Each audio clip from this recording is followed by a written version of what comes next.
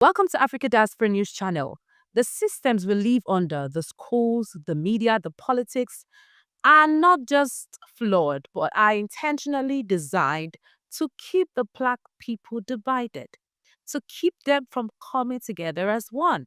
Well, a viral conversation sparked by a sister's simple question to ChatGPT, that's AI, exposed lots of things. She asked the systems that are put in place by these guys to keep the blacks from being united. Let's watch the video.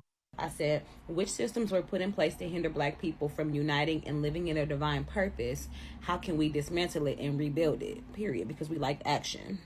The systems that were put in place to hinder black people from uniting and living in their divine purpose are complex, multi layered, and intentionally sustained across centuries.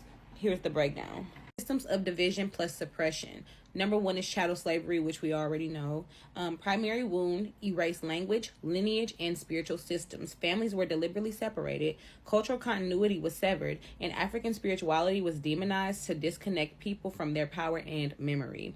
Number two, religion as control. Christianity was weaponized through colonization to force obedience and remove African cosmology, ancestor veneration, and indigenous rights. Systems taught submission to oppress as divine will. Miseducation system. Number three, the curriculum was designed to erase black brilliance, erase pre-colonial African civilizations, and teach inferiority. Good behavior was defined as assimilation into whiteness, stripping cultural pride. Number four, COINTELPRO, that's counterintelligence program, a U.S. government operation that directly targeted, black leaders, which are MLK, Malcolm X, Fred Hampton, etc. We already know.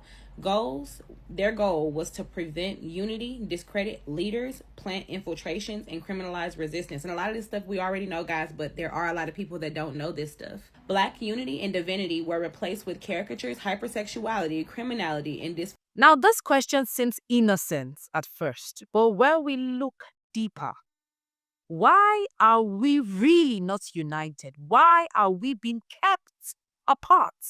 Why are we being divided? Why are they intentionally making sure that we do not come together as one? Well, the response gave context to what we already know. It's not foreign. So let's check it out. She mentioned shadow slavery, they erase languages, spiritual systems, disconnect us from our culture. They use religion as a means of control, miseducation system, counterintelligence program, and for Africa, there's cultural fragmentation, media manipulation, lies here and there.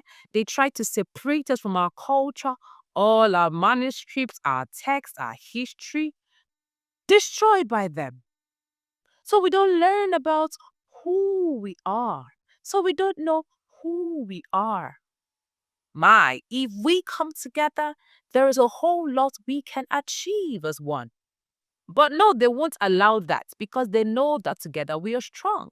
She also spoke about the things that we can do to overcome this. It's not just about talking or knowing the problem. What do we do to overcome these challenges, these problems? Learning history. Know about our history. Know about your history. What happened to your ancestors? How can we apply what is learned or what have been learned to our future? Very important because if you don't know where you're coming from, you won't know how to navigate the hurdles to achieve your potentials, to achieve your dreams for tomorrow. So we have to know of our past, of our history, of our leaders, of our patriarchs and matriarchs. We have to learn, we have to read. That's not all. Spiritual reawakening, building independent schools, centers, financial decolonization. Do not be dependent on them. Blacks own businesses. Check the businesses owned by the blacks. Just go check it out. Support black owned businesses. Together we can achieve glorious, mighty things. If we support ourselves and not try to bring one another down, but the question is, are we going to work towards this? Or it's just about the problem, the problem, the problem. Chat GPT will keep giving us the problem. It will also provide solutions. Are we going to work in it? And why do we always use chat to further verify what we already know? Are we trying to seek a level of coverage? Or when you feel chat knows about your struggles, you feel a little bit better? No, everyone knows. Now it's time to seek solution. It's time to fight for our freedom. Fight for what is ours. Not asking chat all the time, what do you think? What is this or that?